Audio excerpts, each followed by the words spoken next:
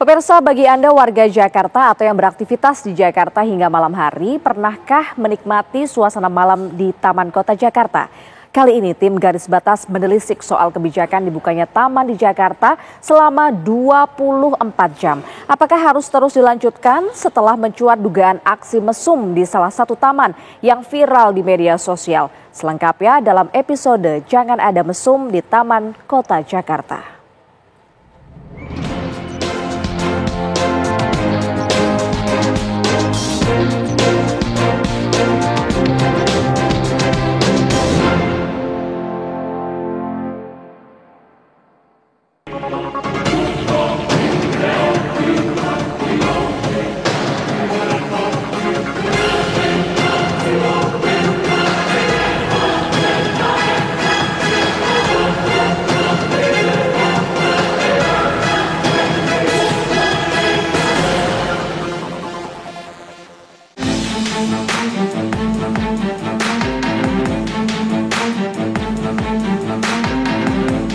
Satu persatu janji Gubernur dan Wakil Gubernur Jakarta Pramono Anung Rano Karno pada warga Jakarta direalisasikan. Salah satunya membuka taman yang ada di tengah kota Jakarta selama 24 jam. Ya, pertengahan bulan Mei lalu Gubernur Jakarta Pramono Anung secara resmi membuka aktivasi 5 taman sehari penuh tanpa tutup selama 24 jam. Saya menghimbau kepada warga Jakarta dan sekitarnya, termasuk dari Bogor, Depok, Bekasi, Tangerang Selatan, Cianjur, manfaatkanlah sekarang taman-taman di Jakarta bisa menjadi tempat untuk mereka berlibur di malam hari, bersilaturahmi, bertemu dengan keluarga. Jadi 5 taman yang kami buka 24 jam, parkirnya nggak masalah. 5 taman yang dibuka selama 24 jam itu adalah Taman Menteng dan Taman Lapangan Banteng di Jakarta Pusat. Sementara di Jakarta Selatan ada Taman Langsat, Taman Ayodhya, dan Taman Literasi Marta Christina Tiahahu. Ruang terbuka hijau dan juga taman saat ini masih menjadi tujuan masyarakat untuk sekedar berolahraga serta berkumpul bersama teman dan juga keluarga. Dan juga Gubernur DKI Jakarta Pramono Anung sudah menetapkan kebijakan membuka beberapa taman di Jakarta selama 24 jam. Namun dengan kebijakan tersebut masih banyak oknum masyarakat yang tidak bertanggung jawab menggunakan taman sebagai tempat asusila dan juga berbuat mesum. Lantas seperti apa nantinya kelanjutan dalam kasus ini? Kita bahas di Garis Batas.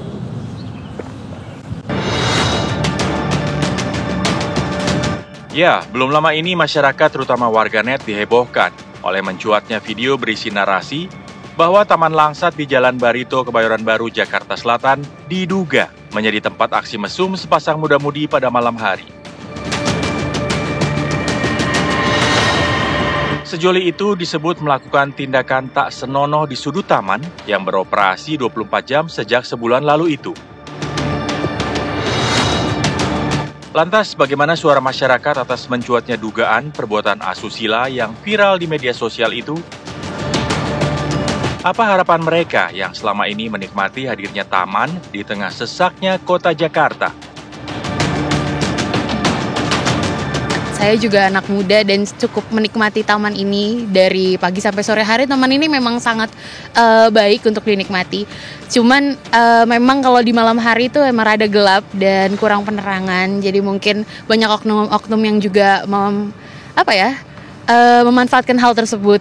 Jadi menurut saya rada menyayangkan hal tersebut. Mungkin pemerintah kota dan pembuat taman ini yang menjaga taman ini bisa ditambah lagi penjagaannya dan penerangannya gitu di malam hari karena ini buka 24 jam juga kan.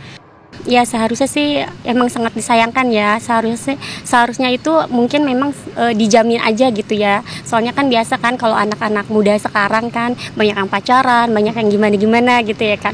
Ya memang harusnya sih harus dijamin sih daripada dia harus 24 jam gitu kan, nonstop kayak gitu jadinya disalahgunakan aja sih gitu. Pakar tata kota Yayat Supriyatna mengatakan tak kaget jika keberadaan taman disalahgunakan oleh segelintir orang. Fenomena tindakan asusila sebenarnya merupakan penyimpangan sosial yang telah ada sejak lama dan rentan terjadi di taman-taman kota pada malam hari. gejala penyimpangan penggunaan taman di Jakarta untuk kegiatan yang tidak senonoh, tanda kutip, itu gejala lama itu. Itu udah sering ya yang sudah terjadi. Bahkan beberapa taman dulu yang ditutup malam hari itu bisa ada deal lah sama yang jaga. Mereka memanfaatkan taman-taman itu di malam hari untuk kegiatan yang kurang pas gitu. Kenapa itu bisa terjadi? Karena sekali lagi warga, khususnya bagi kelompok generasi muda yang ini, mereka memang kehilangan ruang untuk aktualitas diri gitu. Jadi mereka yang kalau mau pacaran ya kalau ke tempat-tempat yang mahal pasti perlu ongkos ya.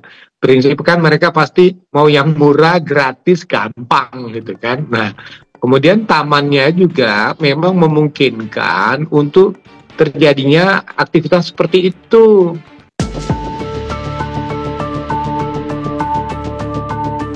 Wakil rakyat di Gedung Parlemen Jakarta sejak awal juga telah mengingatkan bahwa operasional taman selama 24 jam akan membawa risiko.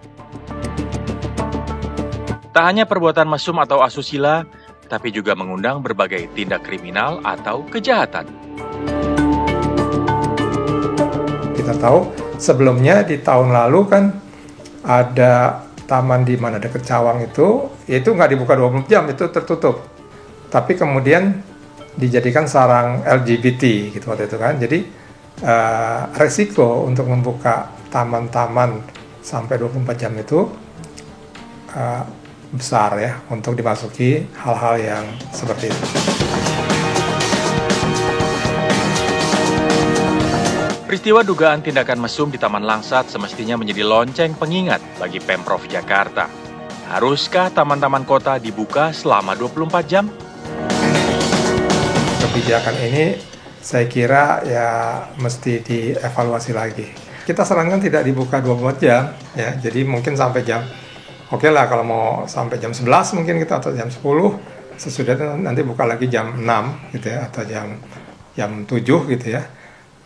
Yang pertama itu, kalaupun itu tidak memungkinkan atau dirasa bahwa lebih penting untuk membuat masyarakat Jakarta santai, ya berarti konsekuensinya harus pengawasannya harus jauh lebih ketat dari sekarang.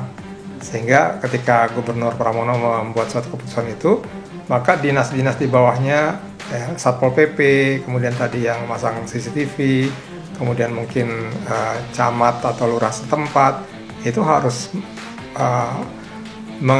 membarenginya gitu ya dengan pengawasan. Kehadiran taman untuk sebuah kota seperti Jakarta memiliki fungsi utama sebagai ruang terbuka hijau yang bisa memberikan berbagai manfaat, mulai dari ekologi hingga sosial. Jika fungsi itu terus dijaga, maka hadirnya taman di jantung Jakarta akan benar-benar bisa meningkatkan kualitas hidup masyarakat baik secara fisik maupun mental.